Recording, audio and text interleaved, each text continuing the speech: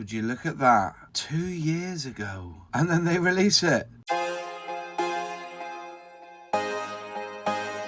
Hi folks, well, 2 years ago, or was it December 2021 or 2022, I released that video of the Superfreighter, the Bristol Superfreighter 1/72nd scale, and Airfix have put it into Vintage Classic, which is what I said then, that I think it would be really good fodder for them to re-release this kit with fresh decals and also the instructions as well, see how the instructions fared as well, see whether they could have updated the instructions. And lo and behold, they've gone and done it. Now, I'm not saying they ever listen to me. I don't think they really do. You serious? But it was something that I had previously recorded, and you can see it. I'll link it up here to the old review, and you can see what was in the box back then. But this time we've got the fresh one here, and I think it's time that we go onto the bench and have a look and see what it's like now, and probably do a dry fit on some of the parts and see how well it fits together. So here it is. This is the latest addition to the Vintage Classic range, the Bristol Superfreighter. Quite a large box. We've talked about this before. There's, you know, this Vintage Classic is a top opening box, when some of them are side opening boxes, but this one is for sure a top opening box. So this box art was used in 1967, so it's the British United City of London scheme, and allegedly they designed it so that you can put cars inside. Somebody mentioned on a post that it would fit Matchbox cars, ironically. So, but yeah, here it is. This is the Vintage Classic. Edge of the box here, we've got the bump in different languages, and it's telling you here that the tooling was 1959, the pack illustration was used in 1967, and the decal schemes and pack design is 2024. So yeah, cartograph decals in here.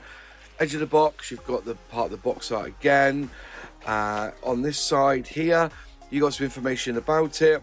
It was designed in 1952. This is the British Superfreighter as a development of the British Freighter to meet the requirements of the car ferry services. Cross-channel car ferry service came to an end in the 1960s when cheaper sea ferry services became more popular. Length of it 312 millimeters, width of it 457 millimeters. There's 107 pieces in this, and that's the scheme you are getting. Bristol Superfreighter Mark 32, British United Air Ferries, Lydd Airport, Kent, England, 1967. Skill level 2, obviously, but you do get 2 flying hours with this kit. The code for this one is A05002V, so it's a Series 5 kit. That's it. I think that's everything on that. Let's open up the box. Just jumping in here to ask a favour. If you're not a subscriber to this channel, would you consider being a subscriber? All you've got to do is click subscribe, ring that bell, click all to be notified when I release a new video. All subscribers are very welcome to my channel, and it does help the channel grow. So anyways, back to the video. Here you are, one bag of plastic, one instruction sheet, and a very long decal sheet. Look at that. And I think when it comes to these Vintage Classics, it makes it all worthwhile, because you may have had this kit in your stash, but the decals would have been foobarred. But here you are, got some nice, crisp, lovely decals there to use from Cartograph. Yeah, very nice indeed.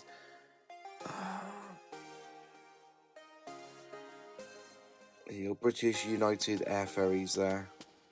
Lovely. Just trying to look close there. You've got a few stencils there, but nothing too drastic. Very simple, which is what we like. Right then, let's spread this out a little bit, see how well we... Right. Let's go through this bit by bit, shall we? Let's make it like so. So these are the fuselage halves, and it's all raised, rivet detail, panel lines, everything. and let's put them together. You've got some locating pins at the front here and at the back, and you can see that, you know, it generally does seem to go together okay. You are going to need to clean all this up, obviously, on this kit, and it may need a little bit of filler in places.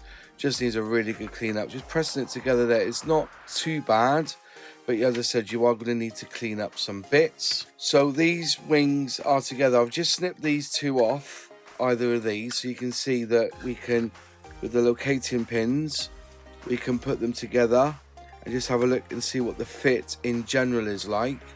And that doesn't look too bad to me at all. Again, you will need to do some fettling, maybe a little bit of filler required in some parts, but ultimately it's gone together rather well. Again, raised rivet lines on here and rivets and whatever, but it has gone together okay. Just trying to get to focus. Let's get to focus a little bit. That's better. It has gone together okay. Again, like I keep saying, so that's the bottom there. That's the engine goes. It is an old kit, granted. So there you go. There's the wings.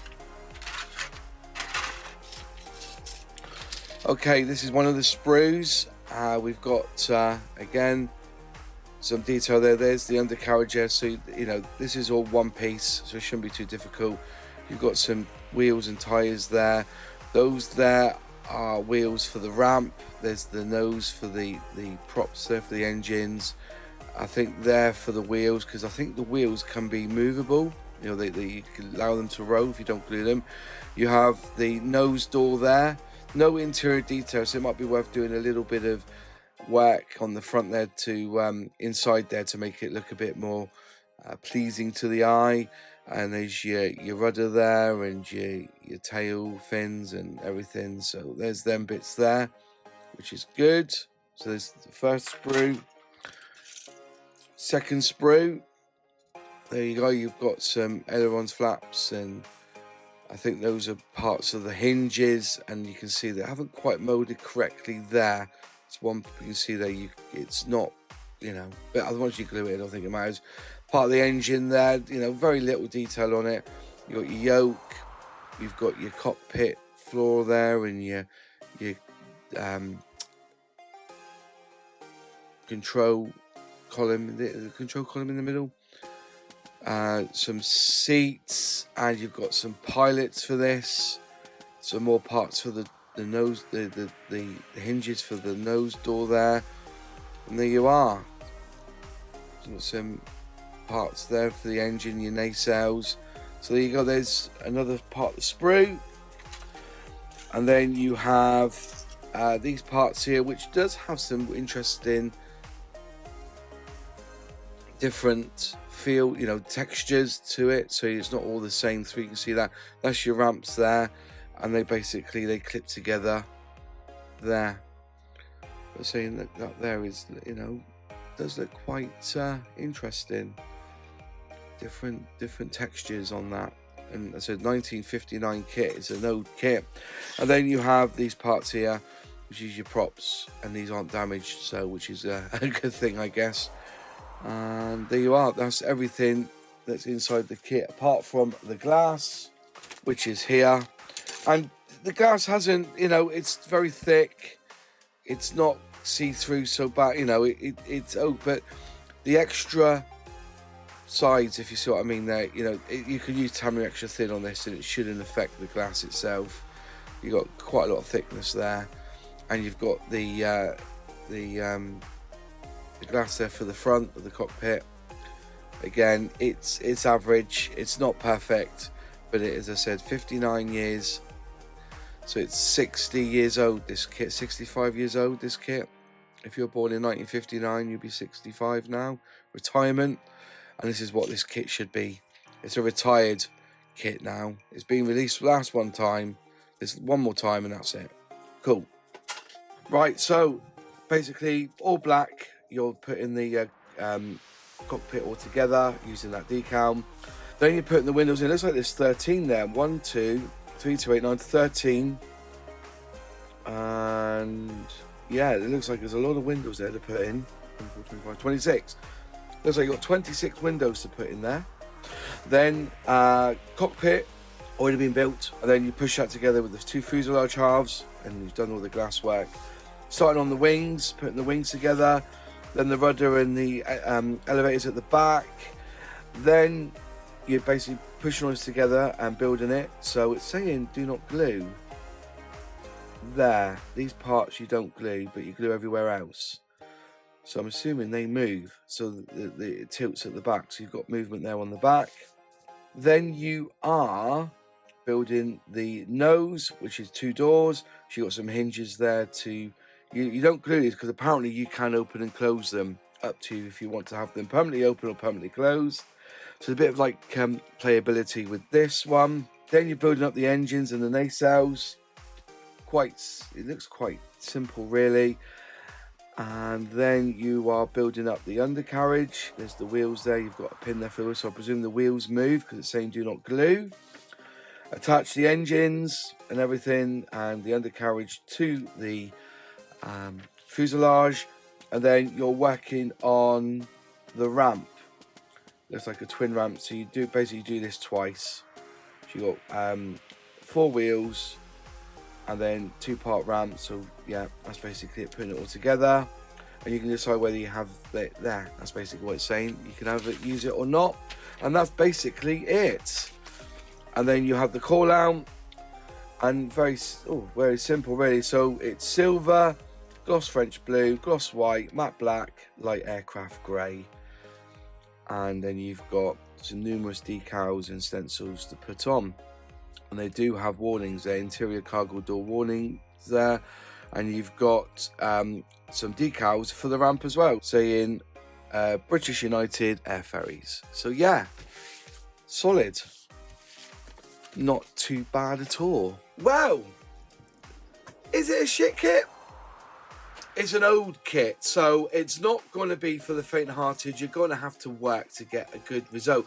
Looking at the pictures that Airfix have put up, whoever built that kit has done a fantastic job on that Super Freighter. You know, kudos to them. The ramp looks good.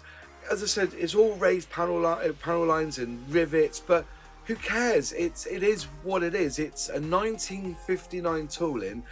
And to be really honest, if you look back there, 1959, it does look all right for that sort of age. Is it right for Airfix to re-release these in new boxes? Like it's been said, they'll release them, and I don't think they're going to ever release them again. I think this is like one last hurrah for them to get out these old toolings and maybe clean up the tooling a little bit and get them out there for us as one last time. And like I said, I don't think you'll see this kit for another, if they ever did release it again, we look at 20 years, you know. But if you go back in the other video that I did on this, you'll see that the breakdown of the years of how many times it was released, when it was released, what the box art was like. But I think they serve a purpose. One, they make money for Airfix, and remember, the tooling's all being paid for. All they're really doing is developing a new decal sheet and the packaging, and we print in the instructions. That's it. So any money that's made from this will surely go back into making new tooling. Then they are not what we call the standard of now, but then again, everything's moved on. What was it? We used to say that that what we would get in a 1/48 scale, say 15 years ago, in detailed design and everything, we're now seeing that in 1/72 scale, and then a 1/72 scale, of back 10-15 years ago would be in 1/44 scale. You know what I mean? It's that sort of development of our hobby, I suppose. The tooling is getting better. So £24.99, I'll link it in the description box below and in the comments. So if you want to buy this kit, you can. And I would love to know what your thoughts are on this. Is it the sort of kit you would buy for the challenge? Because it's definitely a challenge to build a vintage classic. They always have been, they always will be. It's not a case of what we say, just chuck it in a box, give it a shake with the paints and the glue, and you've got yourself a kit. Now you've got to work at this. You're going to need a bit of filler. You may need some plastic card. it will take you longer to build it. But like I said, I don't think there's another Super Freighter out there, so if you do want one, there it is, until Airfix will probably, or may even, release a new version. Who knows? I'm not partial to those discussions in the boardroom of Airfix, no matter what people say. But anyways, there you go, that's it. That's the Airfix Vintage Classic. And I hope if it's something that you want to build, that you will let me know and show me pictures when it's built. And that's it from me. Thanks for watching. If you like the video, click like. If you haven't subscribed yet, please subscribe, ring that bell, click all to be notified when I release a new video. Any questions, any comments, leave in the box below, because I do reply. Big shout out to my channel members who help me financially with this channel. If you'd like to become a channel member, just click join below and select whichever membership tier you so wish. If you like this video and want to see more from my channel, in the four corners there will be a playlist or a video of other videos that are on my channel. And until next time, I'll see you soon.